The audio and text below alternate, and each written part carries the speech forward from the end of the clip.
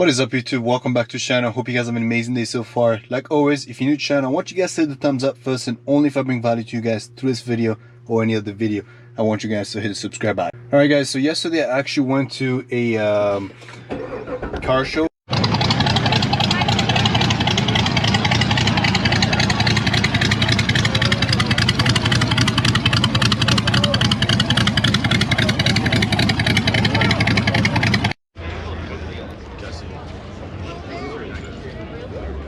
So I ended up having quite a bit of nice cars out there. I sell quite a bit of Corvette, specifically the 01 and some 06s. I didn't really record any of the 01s or any of the other guys. I did take a picture of the C8 Corvette, mixed around with some Lamborghinis and McLarens, all red. So you know, that's probably what you guys saw on the thumbnail, so thank you for watching that. Let me know in the comment section if you know which one is actually the Corvette. Obviously, if you know the emblem, you obviously know which one is the Corvette, but go down in the comment section, let me know which one is the Corvette, and you know, make sure to respond to each one of you, whether you're correct or incorrect. Thank you for watching. For today's video, I'm actually going to be talking about the financial aspect and some of the financial responsibilities that I've been looking at when it comes to owning the Corvette C7. So some of the ups and downs of owning it.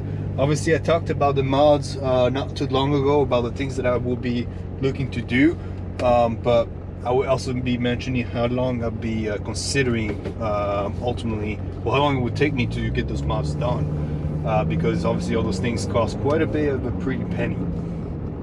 So first things first is going to be how much am I looking when it comes to maintenance and just kind of like my emergency money I'm putting aside specifically for any sort of issue relating to the Corvette. And specifically what I'm talking about is the tires. This 2014 all the way up to the 2020 C7 is known to have horrible rims. What I mean by horrible rims, I'm talking about the rims are known to crack. I don't know if you guys are aware, Chevy/GM is currently being sued for actually having those pretty cheap rims, in a sense, where people just, you know, by just driving in general, the rims crack. So it's about $500 a piece. I'm pretty much going to expect a $2,000 plus to change those rims and tires around. So that's going to be pretty interesting. Hopefully that never happens, but if it does, it does. It's just kind of like, you know, preventing slash reminding myself of like, hey, this is something that you gotta look for expenses wise. So that's gonna be my first major expense that I'd be expecting when it comes to maintenance wise. Obviously the oil and all those things are extremely cheap when it comes to Corvette. Obviously the main GM/Chevy, which is within the United States, so all those expenses are actually going to be pretty extremely cheap, so I'm not worried about any of those. As you guys heard last video as well, my windshield got a little bit chipped. Now there's no real issues there, but down the road, I know whether I get hit by another rock or something like that, I may have to replace the windshield, so that's going to be an additional $500. So right now I'm actually going to be working some of the most recent stuff, or some of the first things I will be doing is cosmetic stuff, specifically the front bumper. I'm going to extend it a little bit so I don't get as much rocks being lifted up, as well as the side tires rock protection aspect, so the side of my car doesn't actually get shipped off as well. As you guys already know, it's fully white, so you get to see all those ships. So you know, it's not going to be fun for me to clean all that up every week. Yeah, so those are the two major ones I'm going to be looking at. Now I am still trying to debate whether I should get an exhaust, or the X-Pipe, or the Corsa Extreme. As you guys can already hear, the car is extremely loud, and both of those exhausts are technically legal within California, not the United States, but California in general. So that is something that I got to keep in mind, and you know, whenever it happens, it happens. But yeah, so that's some of the expenses I've been looking at, some of the things that I've been looking forward to. That's probably going to happen within the next 6 months. When I talk about what's going to happen in the 6 months is the main change in the exhaust, all the additional maintenance and stuff like that. I know we'll be changing the oil here. I only put like 500 miles so far on the car, so you know, I still got some time. The car only has roughly about 16,000 miles, so that's a great thing about it. There's really not much I need to do with it. I'm gonna have to do it down the road, which is I'm super happy about. I was able to, you know, pay for pretty much a brand new car because it has less miles than my Jeep had when I turned it in. So that was pretty exciting. But other than that, I want to talk about some of the financial aspects and responsibilities that I have in a sense, because I know the question is going to come up in a sense of like, hey, how can a Marine afford a C7 Corvette? It's pretty much $50,000+ car. The answer is pretty simple. Get another job, or do some other things that pretty much bring you in another source of income. In my case, I've been doing stocks for over 6 years. I got involved with real estate investments and stuff like that for a few additional years. This all started when I first came into the Marine Corps. At the time, you could not go to college for free. You had to pay for your own college and all stuff. You had to be in for 2 years minimum in order for you to get free college or free tuition assistance. So in my case, I had to pay out of pocket to go to college, and I was paying pretty much, I was doing 12 credits a month on top of working 100+ hours. So it was pretty hard. I was not sleeping pretty much. So that was not fun, but ultimately I got my associates within pretty much a year and a half. And then, you know, everything else just kind of fell into places from there. But I pretty much spent about $18,000 to $15,000 that first year to the second year, just going to school. So, you know, me making $18,000 a year as a young E2 in the Marine Corps, I was pretty much broke every single month.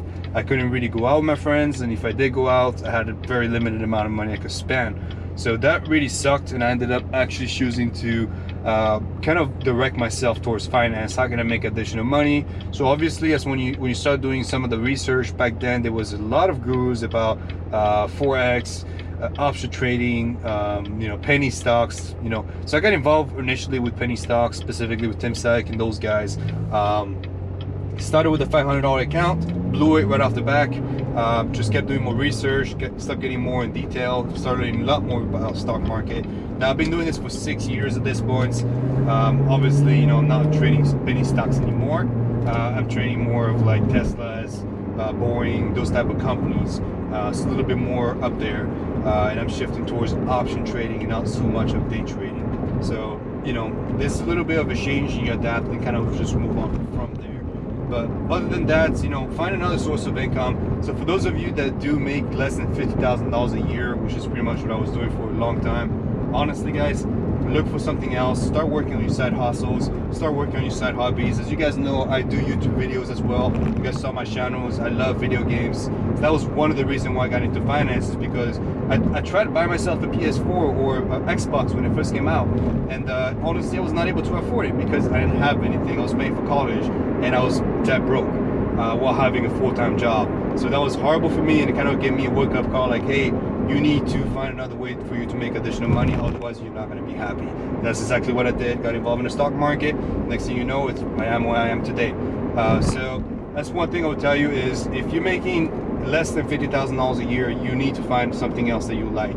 If, for example, I have some of my viewers that love drawing and those things like that, I told them, hey, draw. But charge people in order for you to draw for them, you know, whether it is cartoons or mangas or other things, whether it's like Dragon Ball Z drawings, stuff that people like, draw it for them and charge them a few $100s. Simple as that. Or even just make simple videos on how to, and that's how you're gonna earn money. Now I don't earn any money from YouTube quite yet. As you guys can obviously see, I don't even have 1,000 subscribers or even 2,000 hours or 4,000 hours of view time yet. So that is something that I will get over time. But, you know, until that happens, you know, times is going to come into play. Now, a lot of you ask about why I chose the C7 over the C8. The number one reason why is because obviously the financial aspect.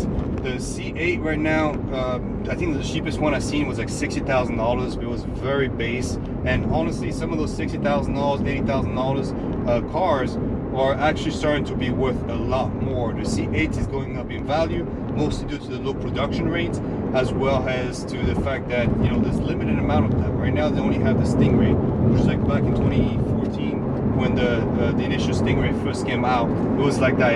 Every year when the first generation of Corvette comes out, it always gains value at the beginning, and then as soon as the 06 and 01s come out, the Stingray just go up down in value big time. So right now, if I was looking at the one that I wanted for the C8, which is the C8 with the Z51 package, I would be looking roughly about $110,000 with about 2,000 or 3,000 miles on it.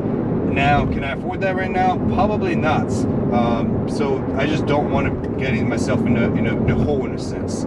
So I'd rather just kind of spend the money I spend on this car and just kind of get it a little bit cheaper for just less mileage. And ultimately, the C7, I really think that it already got it lost a lot of its value over the past couple of years, because a car like this with this low mileage, back, I don't know, a year or so ago, it would be worth like $60,000+. This one I barely bought it for 50, with taxes and everything. So that's one thing you got to keep in mind. Mine in general is, I really think the C7 Corvettes, whether you have the automatic or even the manual is eventually going to gain more value than the automatic will.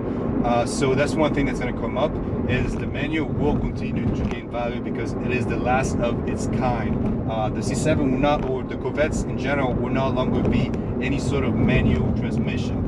So that is why I see the C7 as one of the ones that potentially going to keep its value and ultimately actually start to gain value over the next generation. One of the key points here is the 4 exhaust in the back.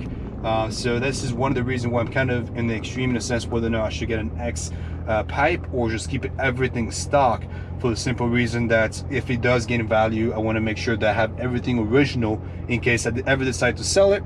I can just get my cash back and ultimately make some money on top of it, so I can ultimately shift over to a C8. So that's going to be the goal, is really buy something that keeps its value, and you can just resell it for a little bit more of a value that you bought it at, and then make the money on top of it. So that is something that I'm really looking forward to, and I'm super excited about. So that's not going to happen for at least another 2 years, because I'm obviously trying to keep this car for as long as I can. I'm driving it daily. That's really the only downside to it, because, you know, the car is going to be shipped from time to time, so I may have to repaint it down the road. If I ever choose to do that, most likely I won't. If somebody buys it, it's going to be bought the way it is. I don't drive that many miles every single year. I think the maximum probably drive would be like 7 to possibly 8,000 miles. So if right now it's got 16 something, if I add an additional, that would be like 20 something thousand miles. So, you know, do that times 2, it will end up being roughly about 30 to 40,000 miles by the time I sell it. So it will still be pretty well maintained. Everything will be very well in a sense, and it will actually have less miles than a 2015 other type of Corvette. So I can still think that it will still maintain its value, or potentially start to actually go up a little bit. Now, that is all based on assumption. It's not based on any sort of analysis or anything like that. It's just based on assumption. So if it doesn't happen, I get to enjoy the car. If it does happen, then hey, that's even greater for me, and a lot better. So other than that, guys, go down in the comment section, let me know what you guys think. I will be posting some of the video from yesterday's car show. I posted some at the beginning. Now I'm gonna post a little bit more down the road, but I really hope you guys enjoy. If you guys are new to the channel, make sure to hit the thumbs up, and only if I bring value to you guys through this video or any other video, hit the subscribe icon. Thank you for watching.